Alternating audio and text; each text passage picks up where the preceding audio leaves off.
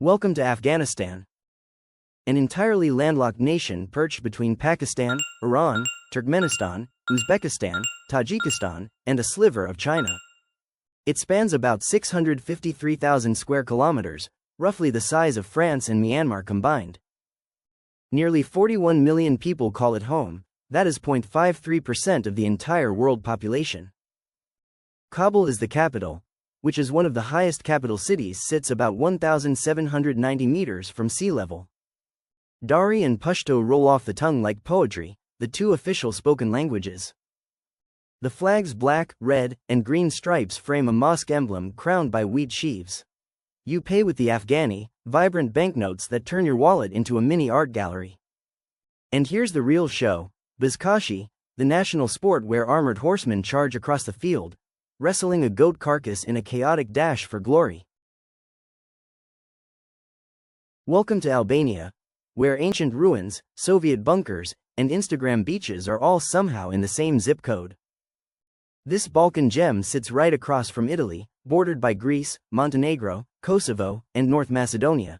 Basically, it's surrounded by vacation brochures. About 2.8 million people live here, and scattered across the hills over 173,000 concrete bunkers, like dystopian mushrooms left behind by a paranoid past. Capital? Tirana, colorful buildings, endless cafes, and traffic circles that defy physics and logic. They speak Shqip, otherwise called Albanian. The national symbol is a two-headed eagle so fierce, it's tattooed across half the country's biceps and flies proudly on a bold red flag that basically screams, "Approach with respect, or be snacks." Albania stayed isolated for decades, thanks to dictator Enver Hoxha, basically North Korea vibes, but with better scenery. Now, it's one of Europe's fastest-growing tourist spots, with beaches like Kasamal that make the Maldives look over-edited. Fun fact: Albanians nod for no and shake their heads for yes. Confusing? Absolutely. Entertaining? Also yes. Their currency is the lek, which sounds like a Pokemon move but buys you some fantastic birek. Trust us, just eat it. The biggest country in Africa? Not Egypt, not Nigeria, it's Algeria, massive, mysterious, and underrated. This place is 80% Sahara, but it's not just sand, it's home to ancient cave art older than 12,000 years. Its capital, Algiers, sits pretty on the Mediterranean, think whitewashed buildings and chaotic beauty. Languages? Arabic, Tamazight, plus French just hanging around like an ex who still texts you. Ancient Timgad is here, Roman ruins so perfect, they look like a video game render. Algeria fought a brutal 8-year war for independence from France, and won. Tough is an understatement. Their national anthem still throws lyrical punches at French colonialism. No skips. Their currency dinar buys you a strong coffee and stronger opinions. Beaches? Yep. Mountains? Yep. Sahara? Obviously. Algeria is a continent in one country. Welcome to Andorra, the tiny mountain nation sandwiched between France and Spain, is basically Europe's middle child that opted out of everything. No airport, no military, no tax.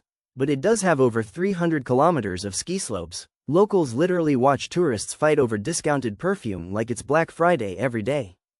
They've got one of the highest life expectancies in the world, probably because they're breathing fresh mountain air and not dealing with, armies. Their defense strategy? Hey France, hey Spain. Y'all got this, right? And somehow it's worked for 700 years. Andorra is ruled by two princes, one's the president of France, the other's a Spanish bishop. Sounds like the setup to a medieval sitcom. Capital? Andorra la Vella, the highest capital city in Europe, sitting at 1,023 meters. Breathing here is cardio. They speak Catalan, yep, not Spanish or French. Small? Yes. Boring? Never. Andorra proves size isn't everything. Angola, where oil money meets. Well, let's just say it's complicated. After a 27-year civil war, Angola bounced back to become Africa's second largest oil producer. Roads? Still in beta. Diamonds sparkle here too.